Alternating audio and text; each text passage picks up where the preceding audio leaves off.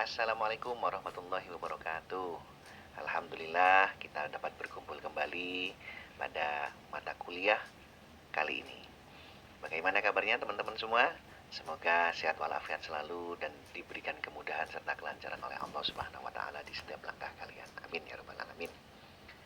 Baik, pada pengantar mata kuliah ini, mari kita mulai dengan satu pertanyaan mendasar. Apakah Islam cukup dipahami hanya dengan membaca teks atau cukup dipahami dengan melihat praktek sosialnya atau cukup dianalisis sebagai produk budaya? Nah, jika jawabannya iya, maka saya yakin tradisi keilmuan Islam tidak akan pernah berkembang menjadi begitu kaya dan kompleks seperti saat ini. Maka mata kuliah ini berdiri atas asumsi metodologis yang jelas. Islam adalah realitas multidimensional. Karena ia adalah realitas multidimensional, maka Islam menuntut pendekatan yang beragam dan saling melengkapi. Nah, hari ini kita akan membahas 6 pendekatan utama dalam studi Islam.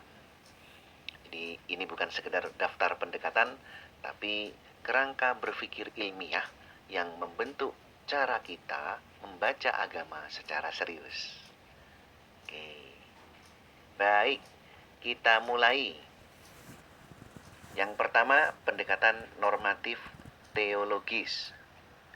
Islam sebagai kebenaran wahyu. Nah, pendekatan normatif teologis ini bertolak dari asumsi bahwa Islam adalah agama wahyu. Sumber otoritatifnya jelas Al-Quran dan hadis.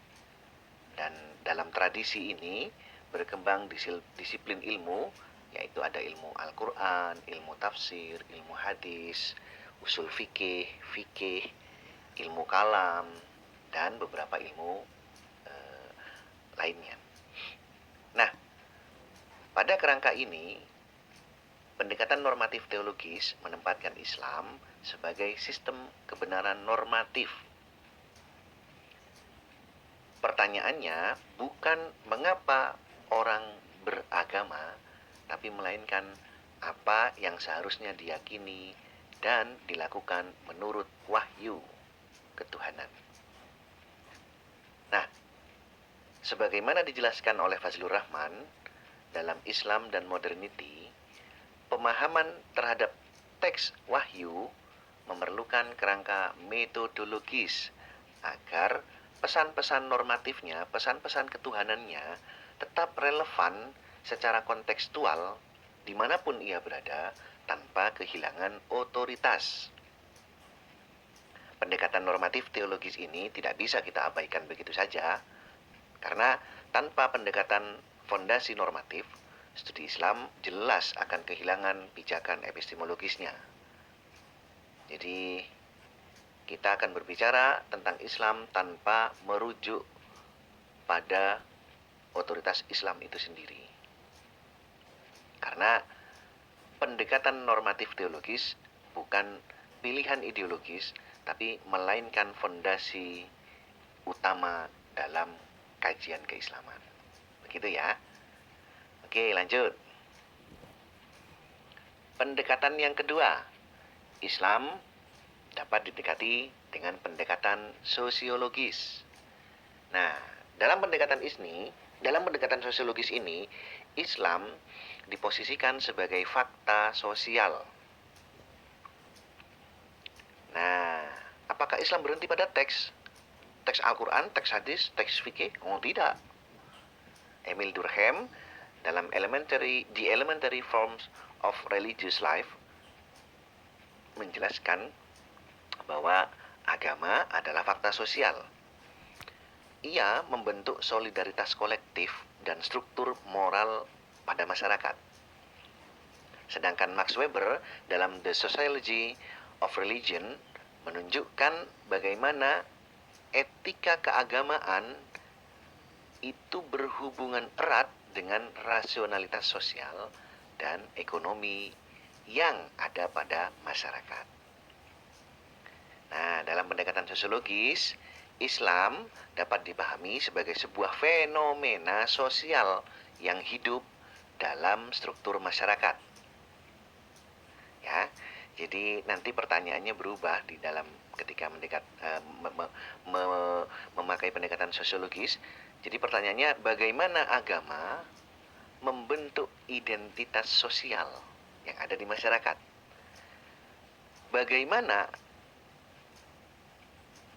agama dapat memproduksi sebuah solidaritas atau bahkan dia menjadi konflik di sosial masyarakat, begitu ya.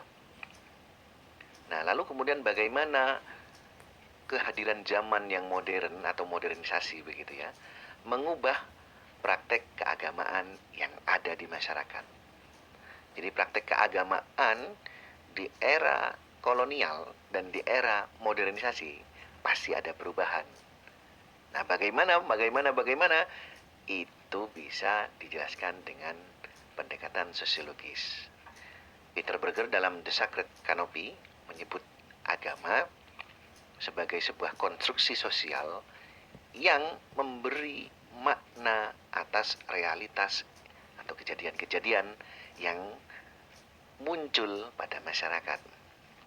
Maka kita sering melihat ya, ada fenomena hijrah beberapa tahun belakangan ini ya di kalangan para artis.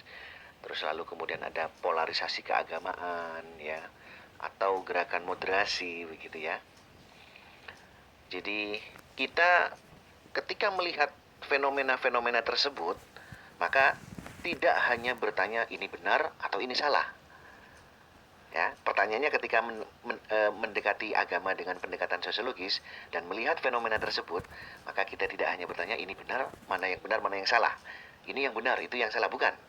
Tapi lebih ke dalam, yaitu struktur sosial apa yang dapat melahirkan fenomena tersebut. Begitu ya. Sehingga pendekatan ini lebih mengajarkan kepada kita bahwasanya agama selalu beroperasi, dia selalu bergerak di dalam jaringan sosial masyarakat. Kalau kita abai terhadap dimensi ini, berarti kita menutup mata terhadap realitas empiris. Itu ya. Itu yang dapat saya jelaskan untuk pengantar kita pada pendekatan sosiologis. Next, lanjut. Pada pendekatan antropologis yang ketiga, Islam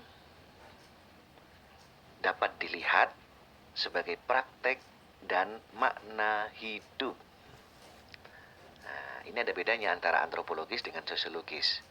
Kalau kita melihat Islam dengan pendekatan sosiologis nomor 2 tadi, sebelum ini, maka kita akan melihat struktur masyarakat, begitu ya.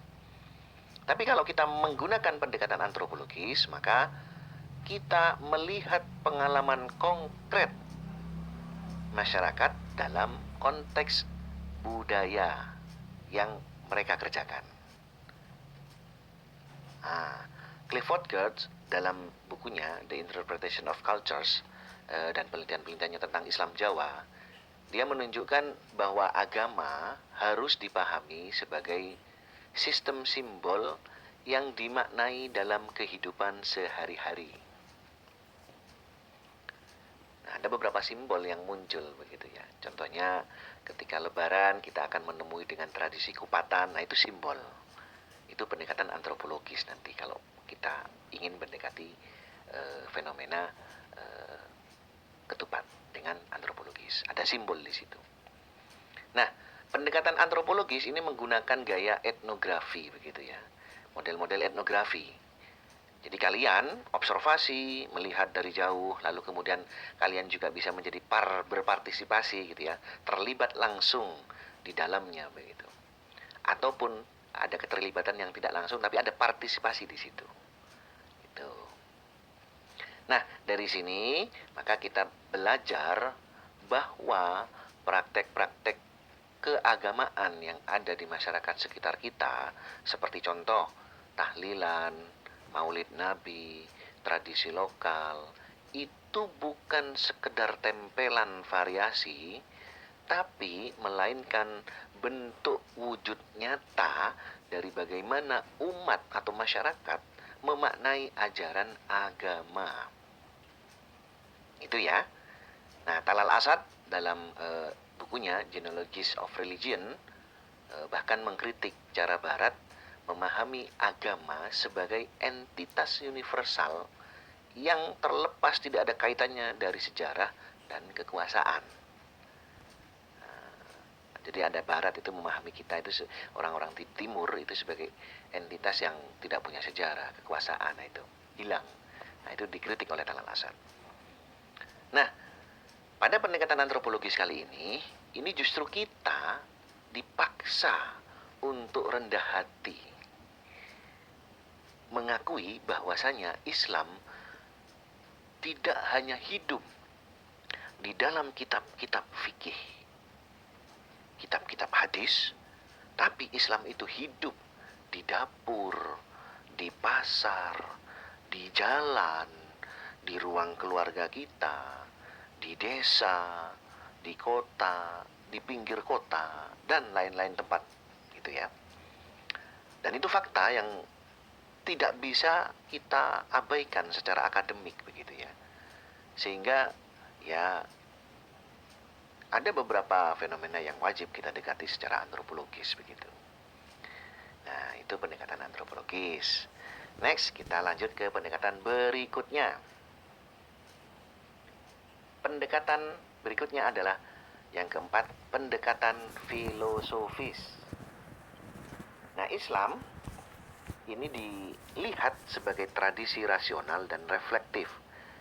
Sekarang, pada pendekatan kali ini kita masuk pada wilayah refleksi konseptual. Pendekatan filosofis biasanya mempertanyakan fondasi epistemologi sumbernya dan etis Islam. Pertanyaan yang biasanya muncul di sini, bagaimana hubungan wahyu dan akal? Bagaimana model hakikat kebenaran yang ada pada fenomena X, begitu? Atau pada fenomena X ada tidak moralitas yang bersifat objektif. Dan ini fenomena X ini punya dasar berbasis wahyu atau tidak? Nah, ini bedanya adalah mempertanyakan rasional, begitu ya, rasionalitas gitu ya, sebuah fenomena yang ada di masyarakat gitu. Nah, seperti yang kita ketahui sejak Al-Farabi, Ibnu Sina, Al-Ghazali sampai Ibnu Rushd, tradisi filsafat Islam menunjukkan kepada kita bahwasanya agama itu tidak anti rasionalitas. Artinya akal diberikan tempat di sisi wahyu, begitu ya. Nah, Oliver Leaman dalam An Introduction to Classical Islamic Philosophy menunjukkan bahwasanya banyak pemikir Islam yang justru memiliki tradisi argumentatif yang sangat kuat, gitu ya. Artinya ada tradisi rasionalitas, akal menempati tradisi tersendiri, begitu, dan itu punya posisi yang sangat kuat, begitu. Nah, oleh karenanya pendekatan filosofis ini melatih kita untuk mempunyai kemampuan berpikir konseptual dan analitis serta kritis. Nah, kalau studi kan kita dilatih untuk berpikir analitis dan kritis, begitu. Kenapa? Karena tanpa refleksi filosofis itu cara berpikir kritis, agama sangat mudah terjebak dalam literalisme atau semata tekstual saja. Tanpa pendekatan filosofis, sebuah kerangka teologi bisa kehilangan kedalaman rasionalitasnya. Karena itu, pendekatan filosofis ini sebenarnya bukan ancaman bagi iman masyarakat, tapi dia menjadi instrumen untuk memperdalam iman secara intelektual. Begitu ya. Jadi jangan takut, wah ini belajar filosofi, filsafat, nanti hilang imannya. Tidak. Melainkan pendekatan ini bisa menjadi instrumen penting bagi kita mengasah, memperdalam iman lewat cara-cara yang bersifat intelektual, begitu. Oke, next, pendekatan yang kelima. Nah, pendekatan yang kelima adalah pendekatan budaya. Islam dalam pendekatan kali ini dimaknai sebagai sistem simbol dan identitas. Dalam perspektif cultural studies begitu ya.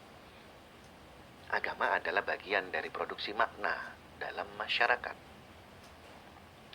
Stuart Hall menjelaskan bahwa budaya adalah arena pembentukan identitas dan representasi dalam masyarakat.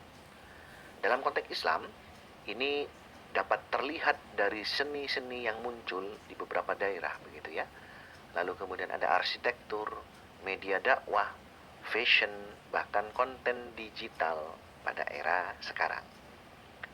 Pendekatan budaya justru menyoroti bagaimana nilai Islam diartikulasikan dalam bentuk simbol dan gaya hidup. Ya, diartikulasikan itu berarti dibuat dalam bentuk baru begitu, yang lebih sesuai.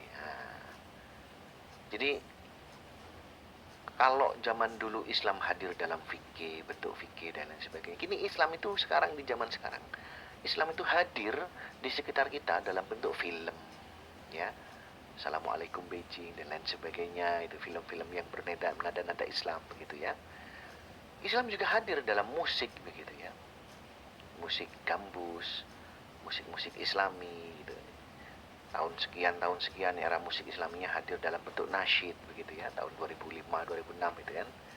Atau Islam hadir dalam bentuk media sosial begitu ya. Dan bahkan sebenarnya Islam itu bisa hadir dalam ekonomi kreatif gitu.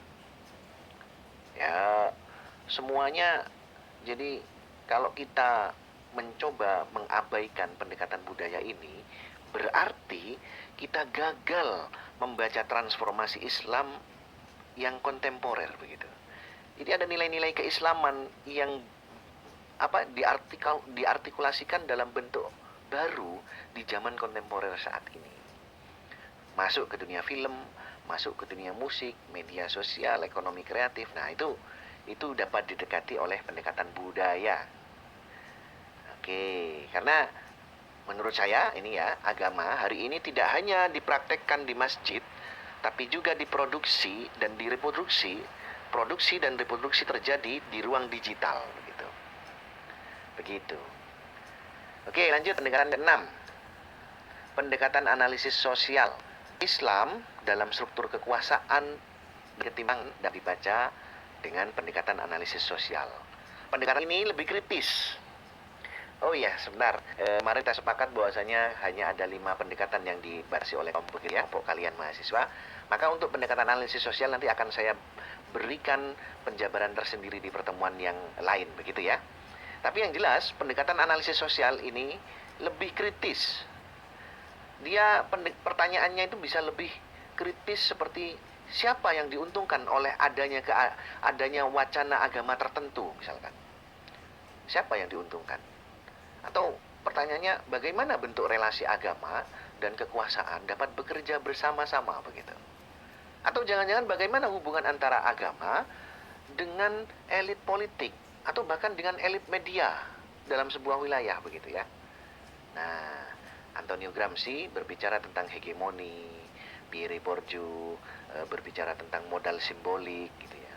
Karena dua orang ini dalam konteks Islam, jadi menurut dua orang ini, Antonio Gramsci dan Pierre Bourdieu, ketika melihat potret fenomena dalam Islam begitu ya, ada wacana keagamaan ternyata dapat menjadi area perebutan otoritas keagamaan tertentu oleh ormas tertentu, oleh kajian agama tertentu begitu ya. Jadi ada perebutan otoritas begitu. Nah, pendekatan analisis sosial tidak berhenti pada deskripsi, tapi dia menelusuri semua struktur, baik kalau fenomena keagamaannya muncul di struktur ekonomi, ya maka dia akan telusuri nih, siapa pelakunya, bagaimana motifnya, kekurangannya apa, reproduksinya model seperti apa nanti ya, perebutan otoritasnya seperti apa. Nah itu, jadi ada struktur. yang dicari dan digali lebih dalam pada pendekatan analisis sosial ini. Nah, pada kasus-kasus seperti radikalisme, politisasi agama, bahkan pada fenomena komodifikasi simbol Islam, ini semua bisa dibaca melalui pendekatan ini. Jadi, tanpa analisis struktural, kita hanya akan melihat permukaan fenomena dan kita hanya akan menjadi penonton yang mudah ditarik ke kanan ke kiri perasaannya begitu ya, hanyut tanpa bisa melihat inti dari permasalahannya itu. Begitu ya. Oke, sekarang menjelang di akhir ya. Jadi mengapa semua pendekatan ini penting gitu ya? Baik, mengapa semua ini penting? Nah, ini jawabannya harus dipahami oleh teman-teman mahasiswa semuanya, bahwasanya jika Islam dipahami hanya secara normatif saja, kita akan kehilangan konteks sosialnya. Jika Islam hanya dipahami secara sosial, kita akan kehilangan fondasi wahyunya. Kalau hanya dipahami secara budaya, kita akan kehilangan kedalaman teologisnya. Kalau tanpa memakai refleksi filosofis di dalam sebuah fenomena keagamaan, kita bahkan bisa kehilangan ketajaman berpikir. Nah, kalau juga kita tanpa menganalisis struktural, jadi kita akan gagal melihat relasi kuasa di balik permukaan fenomena gunung es begitu, misalkan kalau ada fenomena gunung es keagamaan begitu ya.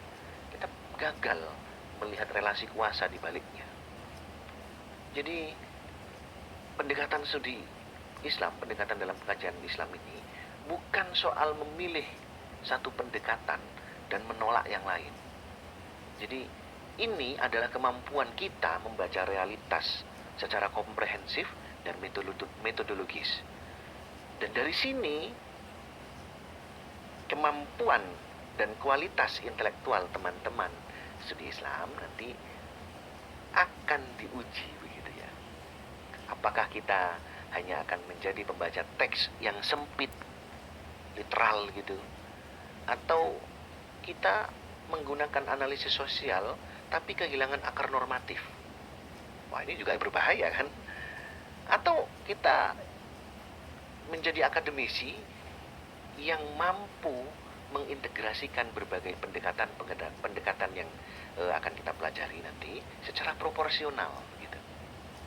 Jadi mata kuliah ini tidak hanya sekedar belajar teori gitu ya, tapi belajar tidak sekedar belajar teori, tidak sekedar belajar pendekatan, tapi saya harap dari sini kalian bisa terbentuk cara berpikir mahasiswa studi Islam gitu ya, sehingga kalian tuh mampu mengintegrasikan banyak pendekatan secara pas begitu.